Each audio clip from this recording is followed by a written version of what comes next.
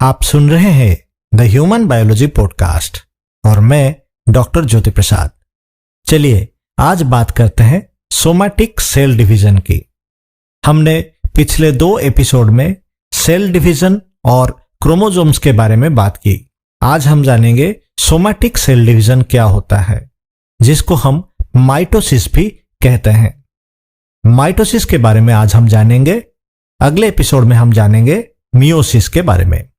तो चलिए शुरू करते हैं आज का एपिसोड।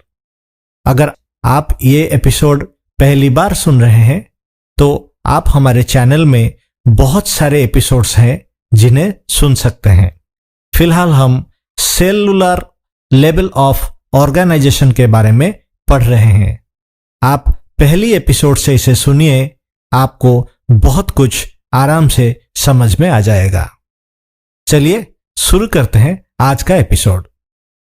सोमैटिक सेल डिवीजन को हम माइटोटिक सेल डिवीजन भी कहते हैं। माइटोटिक सेल डिवीजन में यह प्रावधान होता है कि जो पेरेंट सेल होता है उसमें जितने क्रोमोसोम्स होते हैं, डिवीजन के बाद जो डॉटर सेल्स बनते हैं उनमें भी ठीक उतने नंबर के ही क्रोमोसोम्स होते हैं। तो ये जो होता है ये 2 स्टेजेस में होता है। ये जो 2 स्टेजेस होते हैं, पहले स्टेज को कहा जाता है न्यूक्लियर डिवीजन और माइटोसिस, और दूसरे को कहा जाता है सेलुलर डिवीजन और साइटोकाइनेसिस। तो ये कैसे होता है? ध्यान रहे, जब एक सेल नया बनता है तो वो तुरंत डिवीजन के लिए तैयार नहीं होता, उसको डेवलप होना पड़ता है। सेल डिवीजन के बाद दूसरे सेल डिवीजन होने के बीच का जो समय होता है उसको कहा जाता है इंटरफेज। इंटरफेज के समय सेल में ग्रोथ होता है। इंटरफेज में सेल 3 फेजेस में रहता है, उनको कहा जाता है first growth phase, synthesis phase और सेकेंड ग्रोथ फेज। होता यह है कि जैसे ही नया सेल बनता है तो वो सेल फर्स्ट ग्रोथ फेज में एंटर करता है। फर्स्ट ग्रोथ फेज में सेल के अंदर मेटाबॉलिक एक्टिविटीज बढ़ने लगते हैं। मेटाबॉलिक एक्टिविटी बढ़ते हैं, रेटिकुलर स्ट्रक्चर्स जो सेल के अंदर होते हैं वो भी दिखाई देते हैं, सेलुलर ऑर्गेनेल्स डुप्लीकेट होते हैं, नंबर बढ़ता है, उसके अंदर जो साइटोप्लाज्म होता है उसका अमाउंट भी बढ़ता है। तो ये सारी चीजें फर्स्ट ग्रोथ फेज में होता है। After this the cell goes into the synthesis phase. Synthesis phase बहुत लंबा होता है, लगभग 8 घंटे का होता है। सिंथेसिस फेज में यह होता है कि जो सेल के अंदर क्रोमैटिक मटेरियल है या जो क्रोमोसोम्स है या जो डीएनए है वो रेप्लिकेशन होता है। रेप्लिकेशन मतलब डबलिंग, उनका आकार डबल हो जाता है। ऐसा क्यों होता है? क्योंकि डिवीजन के समय आधा एक सेल में जाएगा, आधा दूसरे सेल में जाएगा।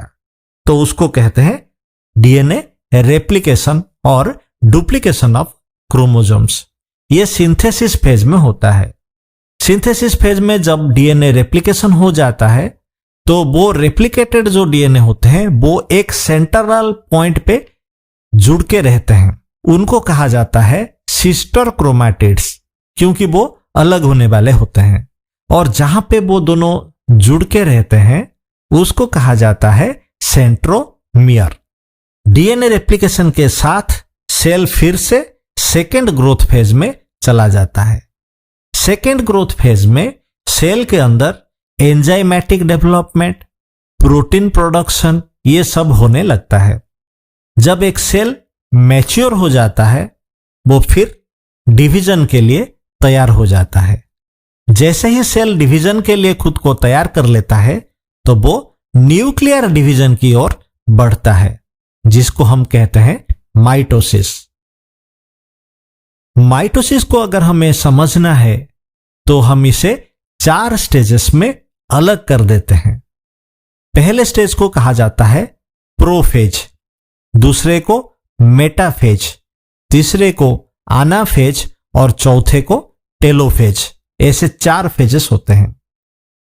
पहली फेज यानी प्रोफेज में जो न्यूक्लियर मेम्ब्रेन होता है वो धीरे धीरे डिसइंटीग्रेट होना शुरू हो जाता है, मतलब गायब होना शुरू हो जाता है। इसके साथ सेल के अंदर जो रेटिकुलर स्ट्रक्चर्स हैं, जैसे एंडोप्लाज्मिक रेटिकुलम और माइक्रोट्यूबुल्स, ये सब भी गायब होना शुरू हो जाते हैं। और सेल के बीच में जो सेंट्रोजोम नाम का ऑर्गेनेल रहता है, वो अब दो भागों में बंट जाता है और वो सेल के दोनों छोर पर चलने लगते हैं, मतलब they move to different poles, एक ऊपर की तरफ और एक नीचे की तरफ। ऐसे उनका मूवमेंट होता है। जैसे वो अपने अपनी जगह पहुंच जाते हैं तब वो खुल जाते हैं। आपको सेंट्रोजोम का स्ट्रक्चर अगर मालूम नहीं है तो हमारा पुराना एपिसोड आप सुन लीजिए, वहां पे डिटेल में मैंने ये बताया है। तो सेंट्रोजोम के अंदर दो सेंट्रियोल्स होते हैं। जो सेंट्रियोल्स होते हैं उसके अंदर 9 कैपिलरी सिस्टम होते हैं। हर एक कैपिलरी सिस्टम में 3-3 माइक्रो ट्यूबुल्स होते हैं। तो ये जो ट्यूबुल्स होते हैं वो जब खुल जाते हैं तो वो थ्रेड जैसे स्ट्रक्चर्स बनाते हैं, और ये थ्रेड जैसे स्ट्रक्चर्स सेल के सेंटर की तरफ बढ़ते हैं। इनको कहा जाता है स्पिंडल्स। तो इसके साथ प्रोफेज खत्म हो जाता है। प्रोफेज के खत्म होते होते सेल का न्यूक्लियर मेम्ब्रेन गायब हो चुका होता है और न्यूक्लियर लॉस भी गायब हो चुका होता है और क्रोमोसोम्स खुले में दिखने लगते हैं। इसके बाद शुरू होता है मेटाफेज। मेटाफेज आते आते सारे क्रोमोसोम्स पूरी तरह से कॉन्डेंस हो जाते हैं। मेटाफेज आते आते सारे क्रोमोसोम्स मोटे हो जाते हैं। कॉन्डेंस मतलब मोटे हो जाते हैं। ये कैसे होते हैं, इसके बारे में मैंने पिछले एपिसोड में बताया था। उसका लिंक मैं ऊपर दे दूंगा, आप वहां पे क्लिक करके वो फिर से सुन सकते हैं।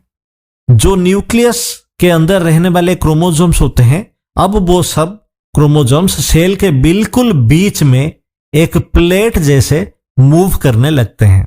तो उसको कहा जाता है मेटाफेज प्लेट। ऐसा इसलिए होता है क्योंकि जो स्पिंडल्स सेल के नॉर्थ और साउथ पोल में बने हुए होते हैं, वो नीचे आकर हर एक क्रोमोसोम के सेंटर मतलब सेंट्रोमियर पे लग जाते हैं, और वो जहां पे अटैच होते हैं उसको कहा जाता है काइनेटोकोर्स। जब दोनों तरफ से रस्सी खींच रही होती है, जाहिर सी बात है क्रोमोसोम्स बिल्कुल बीच में ही रहेंगे। तो इसको कहा जाता है मेटाफेज प्लेट। इसके साथ मेटाफेज खत्म होता है और एनाफेज शुरू होता है। एनाफेज शुरू होते ही जो थ्रेड होते हैं वो क्रोमोसोम्स को अपनी ओर खींचना शुरू करते हैं। तो इससे होता यह है कि जो सिस्टर क्रोमैटिड होते हैं वो सेंट्रोमियर से अलग हो जाते हैं, और एक क्रोमोसोम नॉर्थ पोल की तरफ जाता है तो दूसरा क्रोमोसोम साउथ पोल की तरफ जाने लगता है। इस हिसाब से जो 46 क्रोमोसोम्स हमारे होते हैं वो इक्वल 46 नंबर ऊपर की तरफ और 46 नीचे की तरफ जाने लगते हैं। जो मदर सेल में था क्रोमोसोम, वही नंबर अभी दोनों न्यूक्लियई तक पहुंच जाते हैं। ये जैसे जैसे होता है उसके बाद न्यूक्लियर मेम्ब्रेन फिर से अपीयर होना शुरू हो जाता है। तब शुरू होता है टेलोफेज। टेलोफेज में न्यूक्लियर मेम्ब्रेन अपीयर होता है और दोनों न्यूक्लियई सेल के दोनों पोल पे बन जाते हैं। उनके अंदर एक समान क्रोमोसोम्स होते हैं। इसी के साथ हमारा जो न्यूक्लियर डिवीजन है वो खत्म हो जाता है, क्योंकि हमें 2 न्यूक्लियई अब तक मिल चुके हैं। न्यूक्लियर डिवीजन के साथ साथ ही सेल डिवीजन भी बढ़ता रहता है, जिसको कहा जाता है साइटोकाइनेसिस। तो साइटोकाइनेसिस कब शुरू होता है? वो एनाफेज के समय शुरू होता है। जब मेटाफेज में क्रोमोसोम्स दोनों पोल की तरफ खींचने लगते हैं और एनाफेज में जब दोनों क्रोमोसोम्स अपने अपने पोल पे पहुंच जाते हैं, तब सेल के बिल्कुल बीच में एक कॉम्प्रेशन शुरू होता है, जिसको कहते हैं डिप्रेशन या फॉरो। उसको कहा जाता है क्लीवेज, वो जो क्लीवेज शुरू होता है वो धीरे धीरे सेंटर की तरफ बढ़ता है और टेलोफेज के अंत तक वो पूरा बीच में से आकर सेल को दो हिस्सों में बांट देता है। साइटोकाइनेसिस यानी सेल डिवीजन के अंत में हमें दो सेल मिल जाते हैं और बोथ जो सेल्स हमें मिले होते हैं उनके अंदर न्यूक्लियस भी होता है, न्यूक्लियोलाई भी होता है और क्रोमोसोम्स भी होता है, लेकिन उसके अंदर सेल ऑर्गेनेल्स उतने ज्यादा नहीं होते हैं और रेटिकुलर स्ट्रक्चर्स भी नहीं होते हैं। सेल दो डिवीजन हो जाने के बाद सेल फिर से इंटरफेज में एंट्री कर लेता है और इंटरफेज में आते ही वो फिर से fast growth phase, synthesis phase और सेकेंड ग्रोथ फेज के थ्रू आगे बढ़ता है, फिर से वो डिवीजन होने के लिए तैयार हो जाता है। तो ये रहा somatic cell division. In human beings particularly जो सोमैटिक सेल डिवीजन होता है वो 12 से 24 घंटे में होता है। Different cells divide differently. कुछ सेल हैं जो कि जल्दी जल्दी भी डिवीजन होते हैं, जैसे कैंसर सेल्स होते हैं, उनका कोई रेगुलेशन नहीं होता, वो तुरंत ही डिवाइड होते हैं, लेकिन ज्यादातर सोमैटिक सेल्स इसी तरह से डिवीजन करते हैं। आज हमने सीखा सोमैटिक सेल डिवीजन के बारे में। अगले एपिसोड में हम जानेंगे गैमेटिक सेल डिवीजन या मियोसिस क्या होता है। अगर आपको हमारा ये एपिसोड अच्छा लगा और आपने अब तक हमें सुना है तो कृपया हमारे इस पॉडकास्ट को लाइक करें, सब्सक्राइब करें और शेयर करें। धन्यवाद।